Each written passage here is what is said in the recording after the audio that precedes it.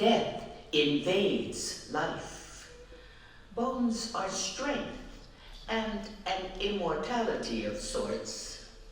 It is the part of us that remains long after death.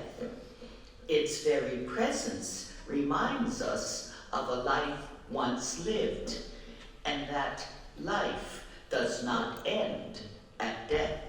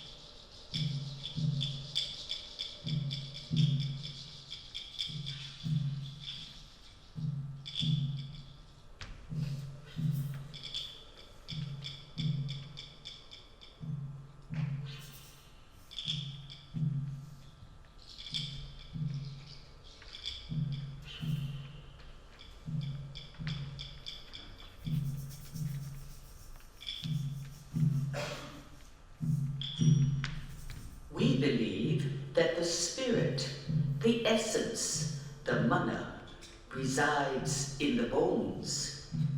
If not properly hidden or cared for in the old way, the spirit of the departed one is forced to wander, unhappy and restless, never finding its way to the Auomakua, the realm of the ancestors, never finding home, no peace.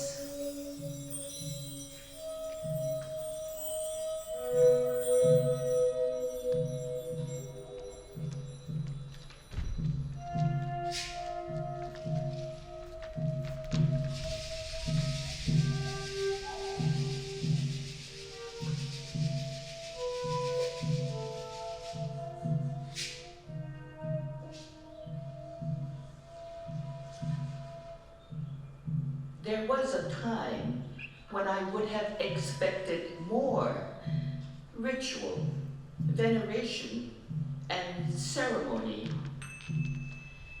But time goes by, and we learn to ask for less. Just a quiet place, cool and dry and smelling of the earth. Just a peaceful place to lie undisturbed in my own native land.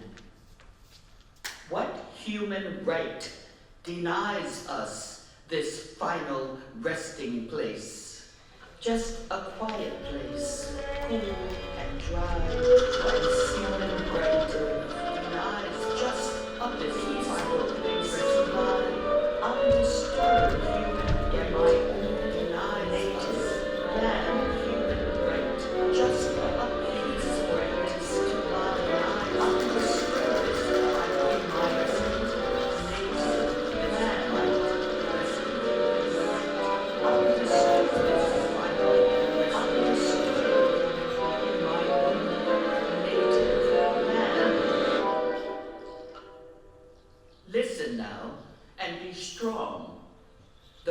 that were taken keep crying out for home and find no rest. In turn, the islands themselves weep for their return.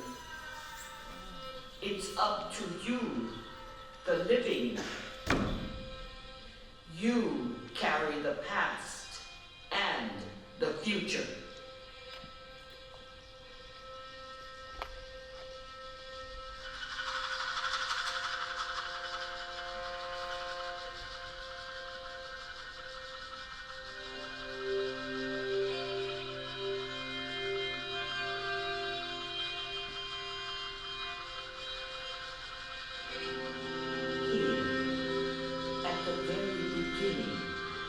at the bottom of things, at the pico, at the center.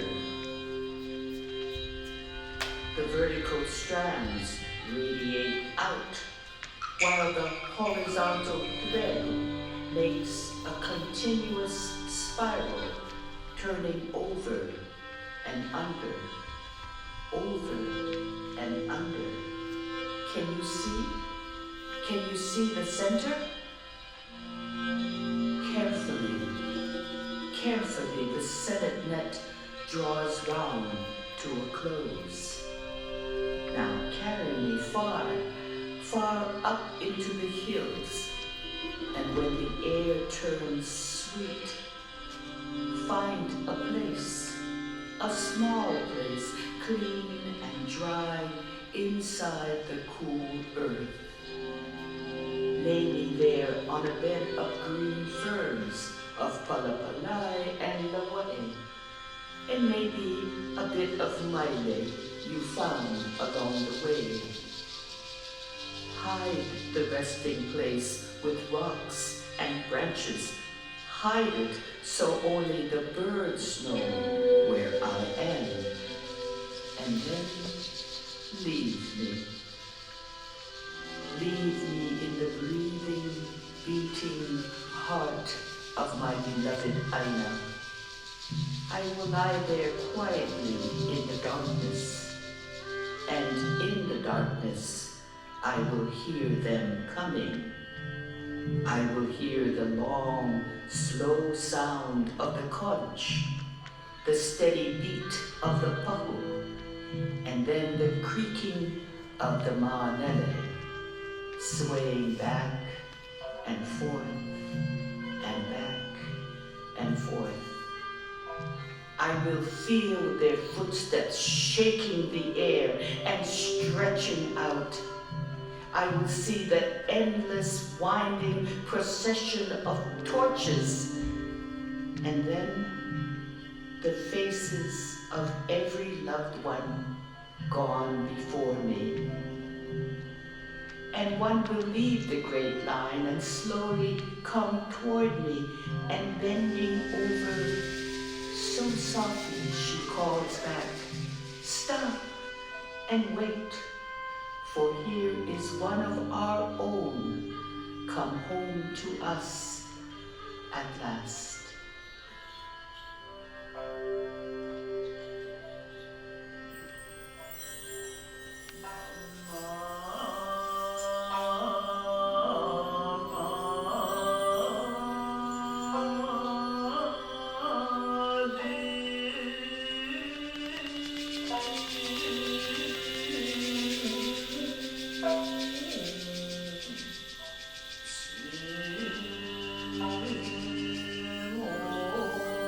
Oh